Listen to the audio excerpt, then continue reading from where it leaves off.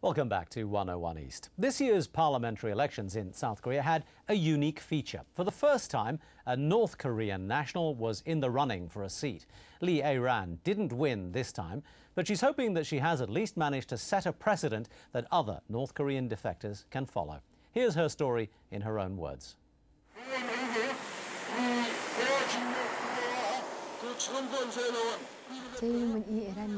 My name is Lee Ae-ran. I am in my mid-40s. My party is called Shil-hyang-min. I crossed the border from the north in 1997. I joined politics because I want to do something for North Koreans who are discriminated against. I want to fight for those whose human rights have been violated. My grandparents moved to the south a long time ago. I defected because in the eyes of Pyongyang, I was from a bad family. We were treated with discrimination. In the past 10 years, Kim Jong-il's regime received a lot of aid from South Korea. Pyongyang is pressuring the South like a spoiled child, hoping to get more. I hope the South Korean government will not pander to its demands. Peace cannot begin without getting rid of elements that obstruct the peace process. I think the obstacle here is the communist regime. Under the last 10 years of sunshine policy, it controlled the aid received from the South. That strengthened its hold on the North Korean people.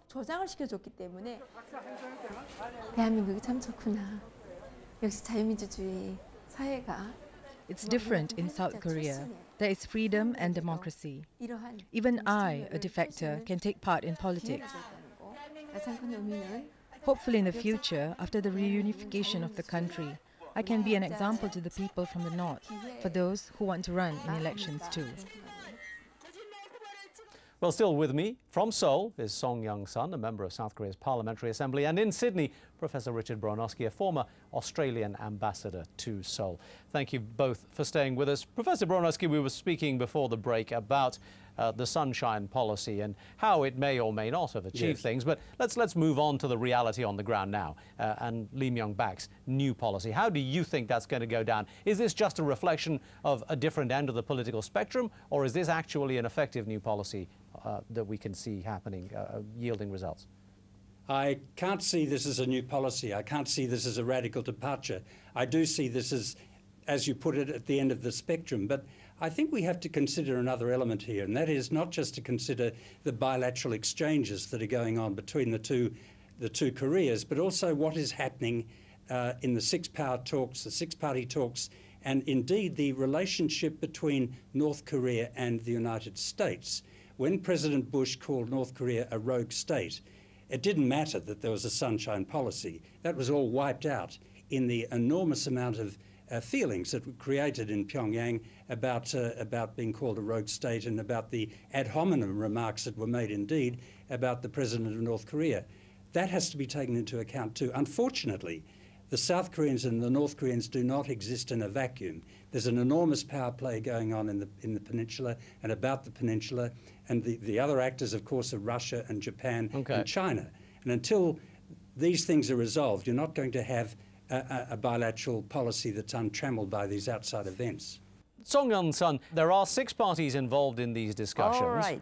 Do you think the role of the other parties has been a positive one, or would you like to see that change? 1994, it was a bilateral dialogue between North Korea and, United States. And 2005, it became very activated in 6-party talks, but and United States also said that it is more effective dealing North Korean nuclear issue in 6-party framework. But the last Singapore agreement looks like United States, especially President Bush, become really hectic in closing up, his term with some achievement. So he is rushing, dealing with that issue, only talking with North Korea. In that sense, South Korea felt somewhat really left out. Richard Bronowski, is it your feeling that the US is taking too much of a lead role in this, is becoming too dominant in these discussions?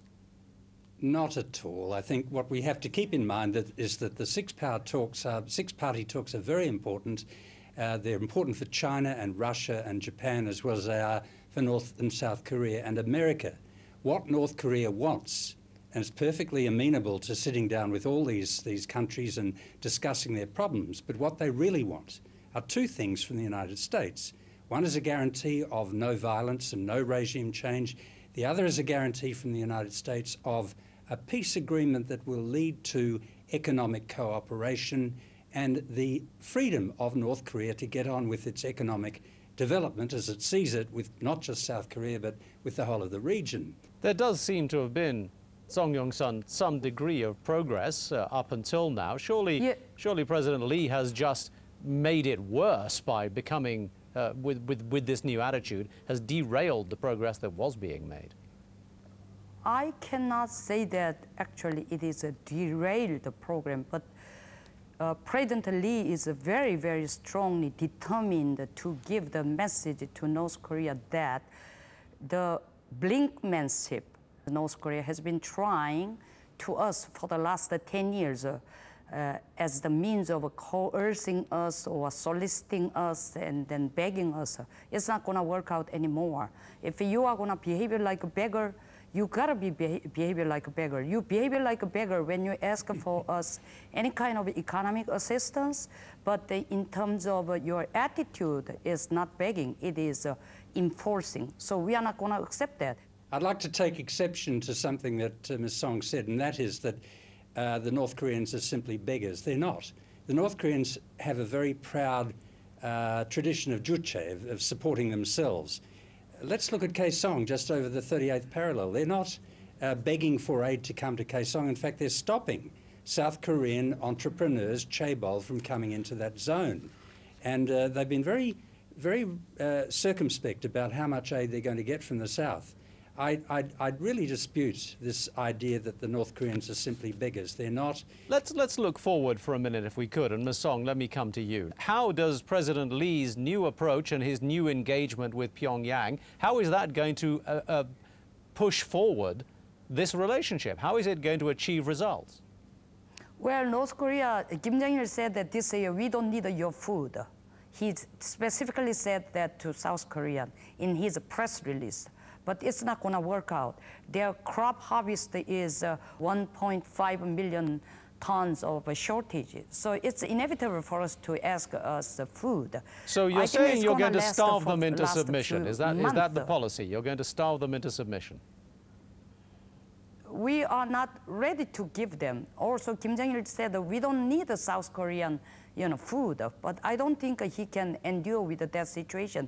This year, food situation is very severe. Richard Bronowski, are you hearing any platform for any future solid and fruitful relationship here?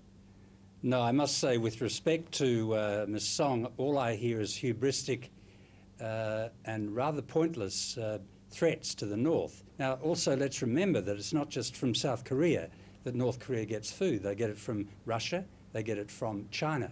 And the Chinese are not going to, in my view, they still regard North Korea as an ally.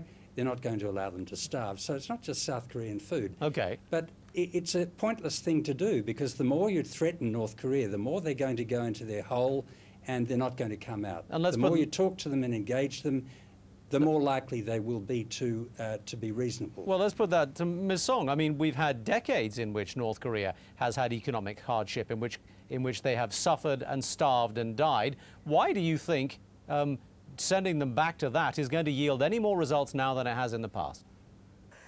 Kim Jong-il doesn't use that the assistant into providing food to his people or saving his people's lives. He's using that for developing nuclear and then missiles. As we can see many times, the rice which we sent, he stacked that and store and stack in military section, never provided to the poor people. We're going to have to stop it there, unfortunately. That's all the time we have. But I'd like to thank you both, my guests, Song Yong-sun and Professor Richard Bronowski. From all of us here at 101 East, it's goodbye.